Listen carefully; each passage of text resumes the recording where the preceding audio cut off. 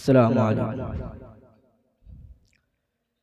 الحمد لله الذي أرسل رسوله بالهدى ودين الحق ليظهره على الدين كله ولو كره الكافرون. أشهد أن لا إله إلا الله وحده لا شريك له ونحن له مسلمون، ونشهد أن سيدنا ومولانا محمدا عبده ورسوله الذي بشر به المرسلون، صلى الله عليه وعلى آله وأصحابه الذين فازوا كلهم أجمعون. أما بعد، فيا أيها الناس عليكم بالسنة، فإن السنة تهدي إلى الإطاعة، ومن أطاع الله ورسوله فقد رشد واهتدى. وإياكم والبدعة، فإن البدعة تهدي إلى المعصية، ومن يعص الله ورسوله فقد ضل وغوى. واعلموا أن رسول الله صلى الله عليه وسلم قال: أما بعد، فإن خير الحديث كتاب الله، وخير الهدي هدي محمد، وشر الأمور محدثاتها، وكل بدعة ضلالة. أعوذ بالله من الشيطان الرجيم. ومن يشاقق الرسول من بعد ما تبين له الهدى ويتبع غير سبيل المؤمنين نوله ما تولى ونصله جهنم وساءت مصيرا. بارك الله لنا ولكم في القرآن العظيم، ونفعنا وإياكم بالآيات والذكر الحكيم، إنه تعالى جواد كريم ملك بر رؤوف رحيم. الحمد لله نحمده ونستعينه ونستغفره ونؤمن به ونتوكل عليه، ونعوذ بالله من شرور أنفسنا ومن سيئات أعمالنا.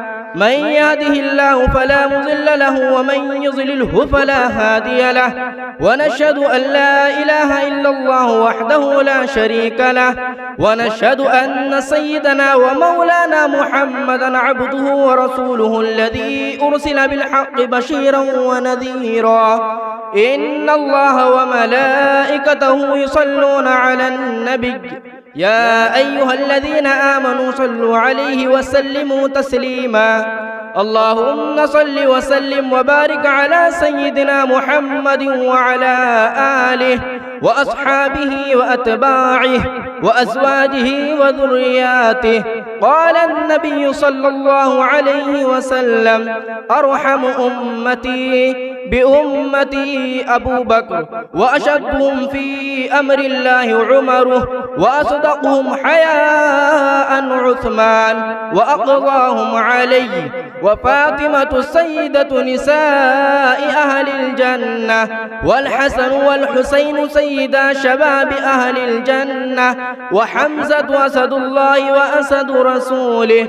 اللهم اغفر للعباس وولده مغفرة ظاهرة وباطنة لا تغادر ذنبا. الله في أصحابي، لا تتخذوهم غرضا من بعدي، فمن أحبهم فبحبي أحبهم، ومن أبغضهم فببغضي أبغضهم. وخير القرون قرني، ثم الذين يلونهم، ثم الذين يلونهم.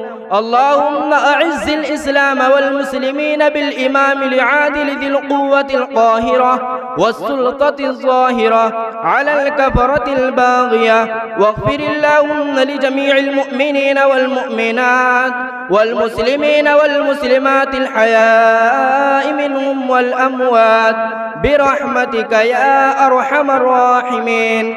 والحمد لله رب العالمين. أعوذ بالله من الشيطان الرجيم.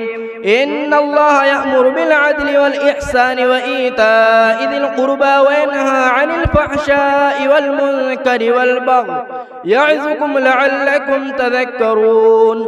اذكروا الله يذكركم، وادعوه يستجب لكم، ولذكر الله تعالى أعلى وأولى وأعز وأجل وأهم وأتم وأكبر.